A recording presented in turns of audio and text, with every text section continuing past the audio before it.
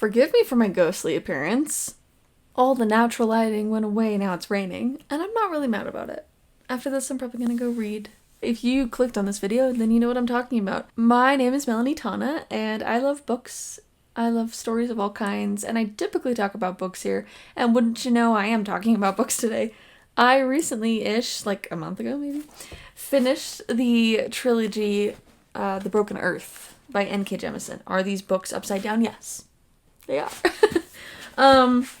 So the 5th season was the first one. I finished that one back in like August, and then I caught up on a bunch of other books I needed to read because I had bought them and I needed to read them. And then I found the whole series in physical form for cheap at a used bookstore in my hometown, and I was like, heck yeah! And now I've read them and I love them. Typically, I don't do reviews on my channel because I don't know how to review anything. I don't know how to quantify in a star rating what I think of a book. The 5th season was one of my favorite books of last year for sure. But I just don't rate books, and I have a hard time getting specific on reviews on like why I think a book deserves a high review or it doesn't. It's so arbitrary to me. But I also want you guys to know why you may or may not like these books. So I tend to talk about what I learned from the books as an author because that is the journey I'm on. I'm writing. And also what I thought was masterful about the books. And sometimes what I learned from a book is how not to do something because a book might not be good. That is not the case for this trilogy at all. The only thing I would warn people about with these books is you're gonna have your feelings hurt a few times. The Broken Earth trilogy is a fantasy series about a woman trying to find her daughter who was taken from her at the beginning of the end of the world. And also, there's basically what I would call earthbending, but better and more interesting even. And that is coming from an Avatar The Last Airbender fan, but like this is so crazy and I still don't fully understand it. Before you run away, before you open up the book and get scared, I am going to warn you, a lot of these books are in second person. So first person is, I went to the store, I turned around the corner. It's from the perspective of the character. Third person is they went to the store, they went around the corner. You're observing outside the character. Differently. Second person is you went to the store, you went around the corner, you did this, you did that. So we are reading as the character, as if we are reading from the perspective of the character, as if they are being addressed, as if they are being told their story. And it's, I think, awesome. I really like it. It didn't really faze me, to be honest. The only thing that it did is that I went to write my own stuff after reading sometimes. I'd have a reading session, then I'd have a writing session, and I would start writing in second person because my brain would be tired. So it does change your brain up a little bit, but that's okay. But it provides so much empathy for the main character. I think right off the bat, you feel so intimately with her story, especially considering that she's had to make some very difficult decisions. I would recommend sticking with it, and not all of the books are in second person as other characters are discussed. While the earthbending and the end of the world events are happening, themes that are being explored include some parallels to race and discrimination, survival, and then the mix of love and hurt that can be found in families, both found families and blood relatives. It is so much deeper than I ever expected. I mean, when I heard the synopsis of a woman trying to chase down her daughter who has been taken from her during the end of the world, I thought it was going to be like, mother has to save child, and child is sad, and mom is being a mama bear. But it was way more real than that, and the dynamic with her daughter is so complicated, but so full of love at the same time. And there is a real reflection, and this is where I think that you could take some notes and learn a little bit. There's a very real reflection to real relationships.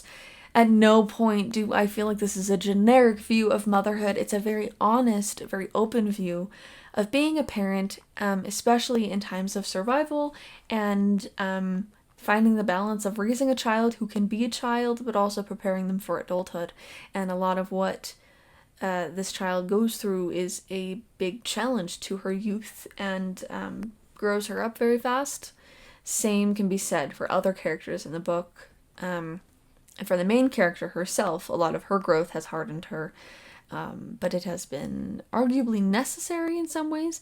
There's also some dynamics where some people you might find to be antagonistic, you actually develop some empathy for, and you see their growth, and others you see their fallibility, and you feel the love that is felt for them through other characters while knowing that they have made some egregious errors, and it's so complicated and so beautiful. I don't have a lot of storage left on my phone, so we're gonna push through. Again, this happens every day of my life. The angle might be weird because I picked up my phone. Leave me alone, okay? We're talking about N.K. Jemisin, and we're being inspired. In addition to the beautiful themes that I can't get enough of, but I also don't want to spoil for you, there are points I cried, there are points that I had to put tabs in. I don't normally do that, or I just dog-ear the page like a scoundrel. As fantasy books go, the world building is rich and full of depth. Kind of like how I talked about Gideon the Ninth, that world, it feels like the author knows that world and has been there and has experienced the magic system. Same feeling with N.K. Jemisin. This woman has been to these settings. She's had full encounters with this magic system based on the level of writing capability. She's so intimately knowledgeable about what she's created that I feel like it's real. It feels like a history being told to me, especially with the little epigraphs and the things and like the I guess they're not epigraphs, they're at the end. So what's at the end of a chapter? What's it called? Someone tell me in the comments. I'm not looking it up right now. The world building and the magic system are intertwined completely. She recognizes the effect that this magic system would have on the world and the politics and the dynamics and the relationships that are all bred from this conflict and from the empowerment and the discrimination against powerful people. It's masterfully done. It makes me realize how much I actually really hate writing magic systems because I don't think I could do it like her, and I also am like so inspired by her. It's like a complicated mix of things, to be honest with you. She's very good, and I recommend them. So yeah, if you're looking for fantastic world building, if you're on the hunt for deep human relationships that aren't just nice and sweet, but also tough and real and powerful, I would recommend trying these books out. Also, as far as end of the world survival goes, so many things I had not considered about like apocalyptic actions that need to be taken. Partly because I am not a prepper, but also because I just hadn't thought about it. I will also say at the end of the day, I don't really know what I read a lot of the time. I was just here for the vibes. And it's okay if you have to like go on the wiki to understand something. You're not alone. I still enjoy the books. I still enjoy the characters. But I need to get a degree in the world of the Broken Earth trilogy because I've been, suffering with a broken brain. And when people get smart, I get dumb in books. I'm just like, oh yeah, no, I totally get what you're talking about. And then I keep reading. And I just like, I want to find out what's happening to the characters. I will read the glossary later and I will understand what I did not understand in the moment another time.